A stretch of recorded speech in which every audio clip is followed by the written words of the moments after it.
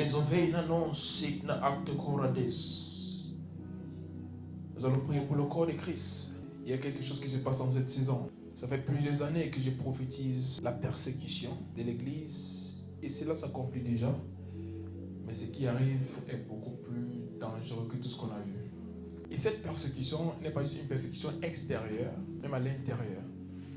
On va vivre beaucoup de choses. La Bible nous dit, celui qui tient bon jusqu'à la fin sera sauvé. Si Dieu te parle de cette façon, c'est parce qu'il sait que ça ne sera pas facile. Les enfants de Dieu dans le monde entier sont sur le point de passer par des choses inexplicables. Parfois, lorsque le Seigneur me montre de telles choses, je me pose une seule question. Combien de personnes sont prêtes à tout perdre pour Jésus-Christ? Si tu n'arrives pas à un niveau où tu peux dire non à tout, juste pour Jésus-Christ, ton salut est dans le marché, on peut l'acheter. Si tu n'atteins pas un niveau où toute autre chose devient sans valeur pour toi face à Jésus-Christ, je ne suis pas sûr que tu vas tenir jusqu'à la fin. Parce que ce qui arrive, croyez-moi, si je n'entends pas Dieu me parler, je ne viendrai pas vous dire ça. Si Dieu ne me l'a pas dit, je ne vous le dirai pas. Mais les temps qui arrivent sont très sombres. Mais c'est quand il fait sombre que la lumière brille encore plus. Et voilà pourquoi la Bible dit, nous sommes la lumière du monde. Nous sommes la lumière du monde. Mais même cette lumière doit avoir une source qui la génère. Jésus-Christ doit être incontournable pour toi. Il y a de cela quelques semaines, on a prêché un message où on parlait de ce fils prodigue qui a quitté son père après avoir reçu sa part des biens. Dans cette saison, ceux qui viennent à Dieu uniquement pour recevoir des choses et s'en aller, c'est Cobra Hateves. Ça va être très compliqué. Tu dois arriver à un point de ta relation avec Jésus-Christ où tu dis, Seigneur, tu es tout pour moi. Et ce n'est pas que des mots. Tu le penses vraiment, que tu peux tout perdre pour Jésus-Christ. Mais le Seigneur m'a dit, ce moment très sombre par lequel l'Église a passé va être l'un des meilleurs moments d'impact. Ces derniers temps, le Seigneur m'enseigne sur un sujet. Il me parle de l'onction qui vient de la douleur. Il y a un niveau d'onction qui vient uniquement de la douleur. Tu ne peux prier pour ça. Tu ne peux jeûner pour ça. Ça vient juste quand tu passes par des choses compliquées et tu décides de t'accrocher à Dieu malgré ce que tu traverses.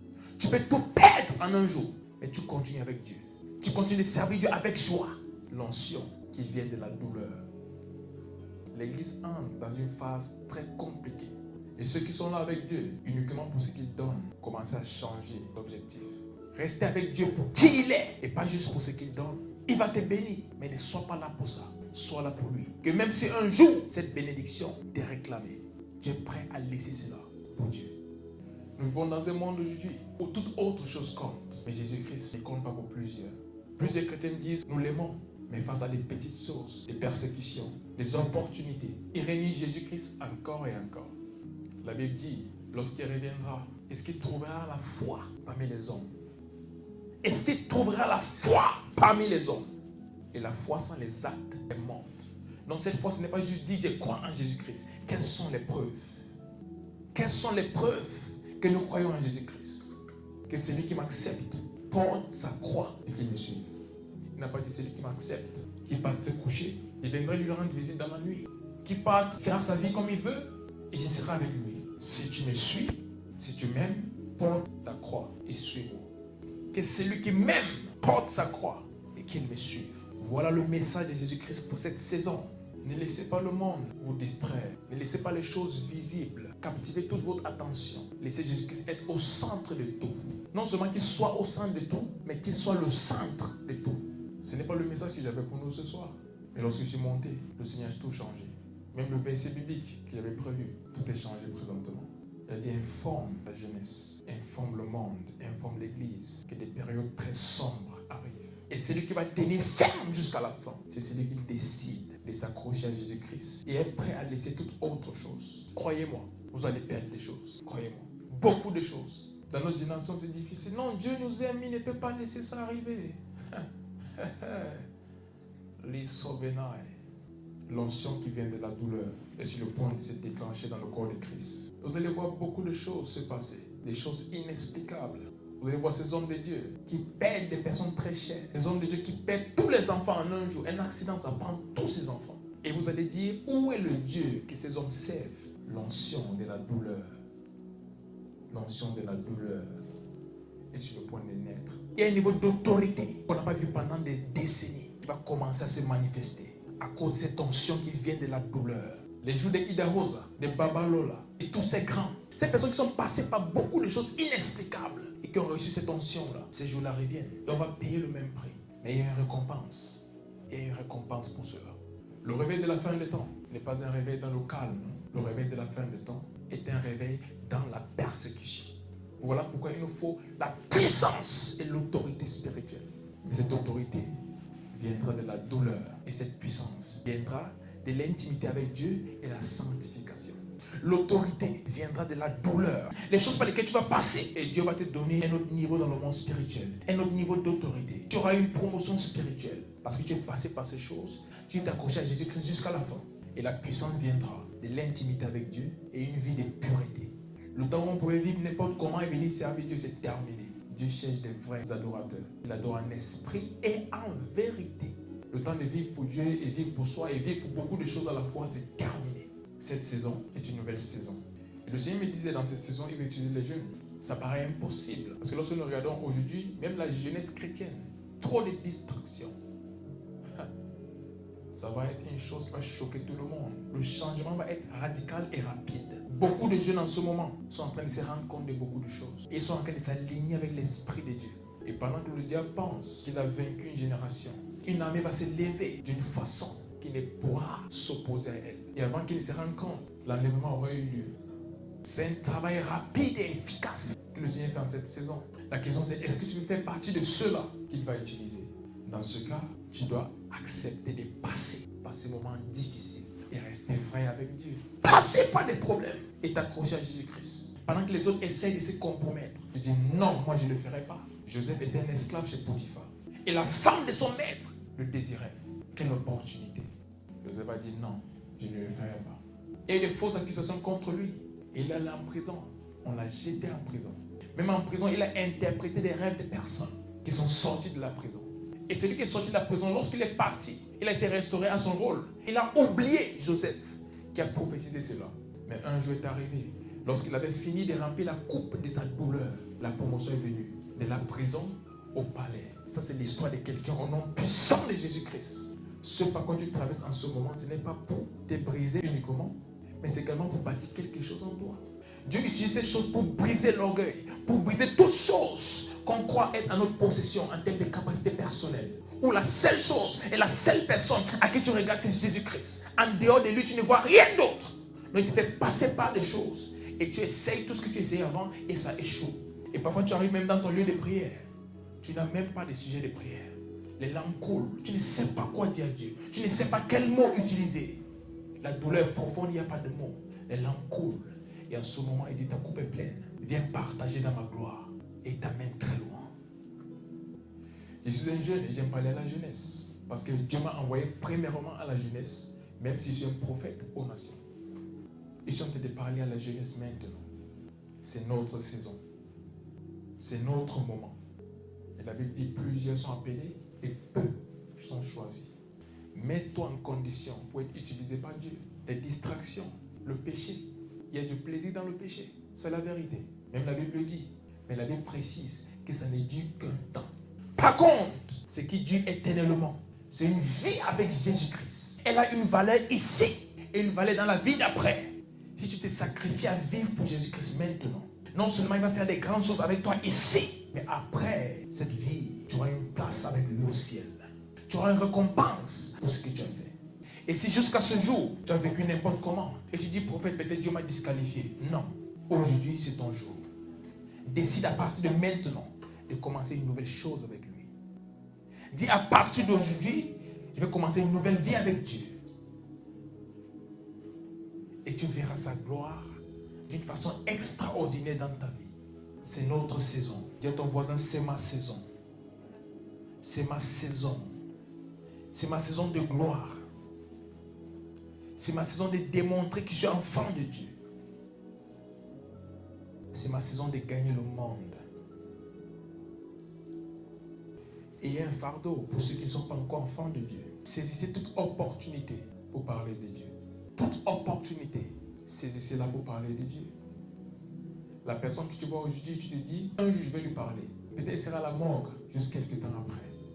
Cette personne que tu dis, je vais lui prêcher l'évangile après. Peut-être un accident l'attend dans les 2 heures qui suivent. Cette amie que tu te dis, peut-être avec le temps, elle va voir comment j'ai vis avec Dieu, elle va se donner à Dieu. Non, ouvre ta bouche et parle. Dernièrement, j'ai dit, je peux pas être recalé, mais je ne peux pas recaler une personne. Et j'ai le témoignage de lui parler, et je ne lui parle pas. Mieux je parle et qu'elle me dise, non, je ne veux pas entendre. C'est pas grave, mais au moins, elle va entendre Jésus sortir de ma bouche. Ça, c'est vrai. L'autre jour, j'étais au supermarché, j'étais en train d'acheter quelque chose. Et comme j'avais juste une chose avec moi, une dame était derrière moi, elle m'a dit, non, mais je suis allé devant. Et lorsque je vais devant, je paye ma course et je sors. Et j'ai dit, cette femme, elle ne me connaît pas, mais elle m'a donné sa place. Alors je vais l'amener à connaître Jésus-Christ, comme ça Jésus-Christ va lui donner sa place. Et je l'ai attendue dans le parking. Elle est sortie. Elle est en train de mettre des choses dans sa voiture. Et je suis allé la voir. Elle dit, madame, est-ce que vous croyez en Dieu? Elle m'a dit non. Je suis athée. J'ai dit pourquoi? Elle m'a dit, plusieurs mauvaises choses sont arrivées à ma famille et moi. Et je me dis, s'il y avait un Dieu, ces choses ne pouvaient arriver. Je lui ai dit, madame, il y a un Dieu. Puisque ce Dieu nous aime tellement qu'il respecte même nos choix. Et lorsqu'il n'a pas l'opportunité de faire des choses dans nos vies parce qu'il n'a pas eu cet accord, il ne peut faire des choses. Mais à partir de ce jour même, si vous l'acceptez dans votre cœur, il peut changer ces choses. Il n'attend que ça. D'une personne, lorsque j'ai commencé à parler de Dieu, elle était fâchée. Elle a commencé à sourire. Les personnes attendent que ce message, ils attendent que tu ouvres ta bouche. Les cœurs sont déjà prêts, mais ouvre ta bouche et parle. Parle. Parle. Saisis toute opportunité pour parler de Dieu à ta génération. Nous n'avons pas beaucoup de temps. Je le dis régulièrement. Nous n'avons plus beaucoup de temps. Nos parents avaient peut-être du temps, mais nous n'avons pas de temps. Il n'y a pas de temps. Ne remets pas à demain ce que tu peux faire maintenant. Ne remets pas à demain le fait de servir Jésus-Christ. C'est maintenant. Dis à ton voisin, c'est maintenant. Je servirai Jésus-Christ maintenant. C'est le moment. C'est la saison. Et la grâce pour cela a été libérée. C'est Jésus-Christ maintenant. C'est Jésus-Christ maintenant. La Bible dit en ce dernier jour, plusieurs vont regretter. Si seulement ils savaient. Mais ça va être tard. Ils ne sont pas parmi ceux-là qui vont regretter. Il ne faut faire partie de ceux-là qui vont regretter au dernier jour. Que j'aurais pu faire ça. C'était ceci ma mission. Mais je ne l'ai même pas commencé. Parce qu'il était occupé à courir derrière l'argent. Occupé à courir derrière un partenaire. Occupé à courir derrière beaucoup d'autres choses. Il y a des personnes, si tu prends les livres où ils écrivent les sujets de prière, tu vas croire que Dieu n'a jamais fait quelque chose pour eux. Il n'y a jamais de merci Jésus-Christ. Il n'y a jamais de je t'aime Jésus-Christ. Il y a toujours donne-moi ceci, donne-moi cela, élève-moi comme ça, give me this, give me that. Et on pense qu'avec ça, Dieu va nous donner sa puissance pour changer le monde. Dis-moi le contenu de ta prière et je te dirai où tu vas. Pourquoi est-ce que tu pries? Il y a ceux qui me suivent depuis plusieurs années aujourd'hui. Je l'ai parlé de ma vie de prière. Pendant des années, je n'ai prié pour rien qui me concerne. Pendant des années, pas 1 an, pas 2 ans. Pendant des années, j'ai prié que pour d'autres personnes, pour les nations, pour le corps de Christ, pour les serviteurs de Dieu. Et toute autre chose qui me fallait, Dieu le faisait. Regardez, quand vous vous occupez de ce qui concerne Dieu, Dieu va s'occuper de ce qui vous concerne. Mais on a un problème dans notre génération parce qu'on est tellement égoïste, on veut des choses juste pour nous. Donc on oublie que Dieu nous a créés pour autre chose, qui satisfait nos besoins. Et tu vois une personne, aujourd'hui, il demande à Dieu la voiture. Lorsqu'il a la voiture, il demande à Dieu l'essence. Il a l'essence, il demande à Dieu le permis. Il demande des choses encore et encore et encore. Et je dis, Seigneur, envoie-moi aux nations. Avec une voiture? Avec les prières pour une voiture, tu vas aller aux nations pour faire quoi?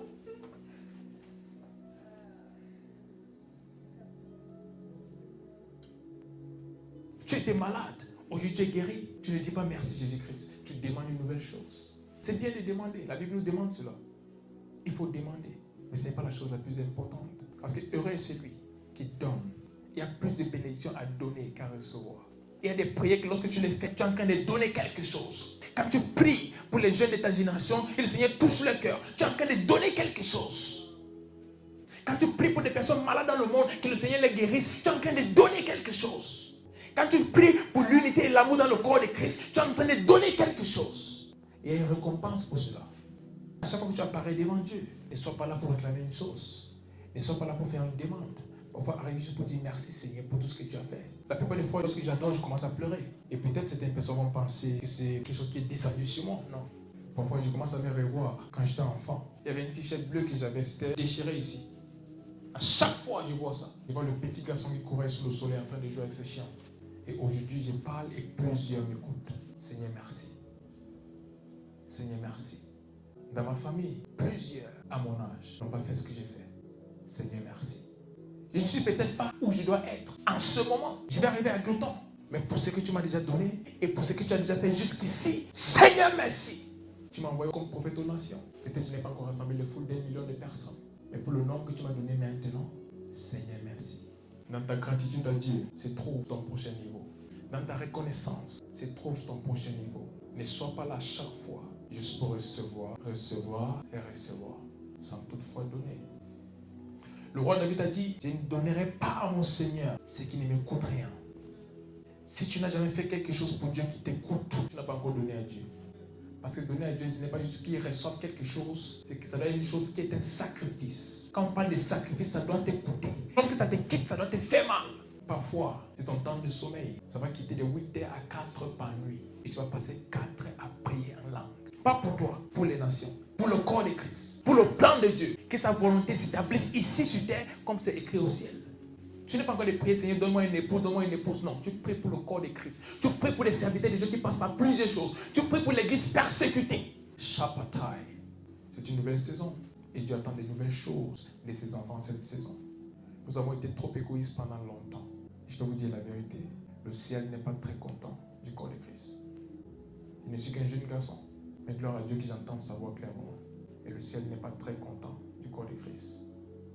Parce qu'on a centralisé notre évangile sur recevoir, recevoir. Je prends ceci, je prends cela, je grandis demain, j'ai une promotion après-demain. C'est très bien ça. Mais ça, ce sont des autres choses. La Bible dit, cherchez premièrement le royaume des cieux et sa justice. Et toute autre chose viendra. Comme cadeau, vous ne devez même pas chercher ces choses. Mais qu'est-ce qui se passe? 99% des chrétiens sont à l'église pour recevoir. Ils ne contribuent en rien. Ni en temps, ni en prière, ni en effort, ni en finance. Ils sont juste là pour recevoir. Et j'étais malade. Et là, je suis guéri. Et je retourne dans le monde. Et j'attends le prochain problème pour revenir. J'avais un problème, je suis venu, j'ai eu ma solution, je retourne dans le monde. À la prochaine fois, quand il y aura un autre problème. On prie, Seigneur, bénis-moi. Lorsque le Seigneur te bénit, le jour du culte devient ton jour de sport. Je travaille beaucoup, il doit me libérer. C'est fanant. Et parce que tu envoies ta dîme à l'église, je pense que Dieu est très fier de toi. On n'utilise pas l'argent au ciel. Tout ce que tu offres à Dieu sans t'offrir toi-même est une perte de temps. Ton cadeau sans ta vie ne touche pas le ciel. Ça reste dans ton église. Reprends cet argent. Si ta vie n'est pas sacrifiée à Dieu, tout ce que tu fais, retourne à l'église, demande qu'on te remette ça, ce n'est pas arrivé au ciel. C'est peut-être dans le compte en banque de l'église, mais le ciel n'a rien reçu. Parce que le ciel n'a pas reçu ta vie. Deviens radical dans ta foi. Ça ne doit pas être une option. Je vais servir Dieu si. Je pourrais servir Dieu si. Non. Je servirai Dieu tous les jours de ma vie. Pas juste moi, mais moi et ma maison. Nous servirons l'Éternel jusqu'à la fin. Moi et tous ceux qui sont connectés à moi, nous servirons l'Éternel jusqu'à la fin. Peu importe les conditions, peu importe les saisons, peu importe les circonstances et situations, nous servirons l'Éternel fidèlement. Ce n'est pas un hasard, c'est une décision à prendre. Ça n'arrive pas seul. Parce que nous allons passer par des choses inexplicables. Je ne vais juste pas me prononcer sur certaines choses maintenant. Parce que j'attends que d'autres pères parlent d'abord de ça. Mais il y a quelque chose qui s'est produit dans le corps de Christ. Où plusieurs mois on s'est demandé, où est Dieu? Il y a des choses qui vont se produire. Ou même les enfants de Dieu vont se demander, où est notre Dieu? Nous entrons dans une période pas facile. Où la seule chose qui peut nous maintenir, c'est Christ. Voilà pourquoi dire à des personnes, il ne faut pas juste connaître le Dieu de ton pasteur, il faut le connaître toi-même. C'est ton leader, il doit te guider vers Dieu pour que toi-même tu connaisses ce Dieu. Le jour de la guerre, c'est le Dieu que tu connais qui te sauve. Ce n'est pas le Dieu de la personne que tu connais, non. C'est le Dieu que toi, tu connais. Lorsqu'on est venu arrêter Élie, il a dit, si je suis un homme de Dieu, que le feu descend. Il n'a pas dit, si mon père spirituel était un homme de Dieu. Non, moi, si moi, je connais Dieu. Si moi, j'ai une relation avec Dieu. Si moi, le ciel me connaît, que le feu descende. Les jours des ténèbres, c'est le Dieu que tu connais qui te sauve. Au jour de la détresse, c'est le Dieu avec qui tu as marché qui intervient pour toi. Vous avez entendu parler des pandémies. Covid était la blague. des choses plus graves arrivent. Très graves arrivent. Et dans des moments pareils, c'est le Dieu que tu connais qui devient ton docteur. C'est ce Dieu-là que tu connais qui t'amène à rester en santé malgré tout ce qui se passe. Et la Bible dit, la création attend avec un ardent désir la révélation des fils de Dieu. Moi j'aime dire la manifestation des fils de Dieu. Pourquoi est-ce que la création va attendre des fils de Dieu? C'est parce que le monde sera dans des problèmes incompréhensibles, inexplicables. Ils vont se tourner vers le gouvernement et le gouvernement est confus. Ils vont se tourner vers les scientifiques et ils ne savent pas ce qui se passe. Ils vont se tourner vers les intellectuels et eux-mêmes sont perdus. On va dire, où sont les sauveurs? Et ma Bible me dit, de Mont Sion viendra les sauveurs. Mont Sion, ce n'est pas en Israël, c'est tous ceux qui sont enfants de Dieu. Nous venons de là. Et tu es un sauveur pour ta génération. Mais comme Jésus-Christ paye le prix pour sauver ton peuple. Paye le prix pour sauver ta famille. Paye le prix pour sauver ta ville. Pour sauver ta jeunesse. Paye le prix. Peu importe ce que ça te coûte, paye le prix. Paye le prix. Paye le prix. Plusieurs se fatiguent quand les vraies choses n'ont même pas encore commencé. Ils abandonnent quand c'est juste le début. Ils abandonnent. Non. Dis à ton voisin, je ne vais pas abandonner.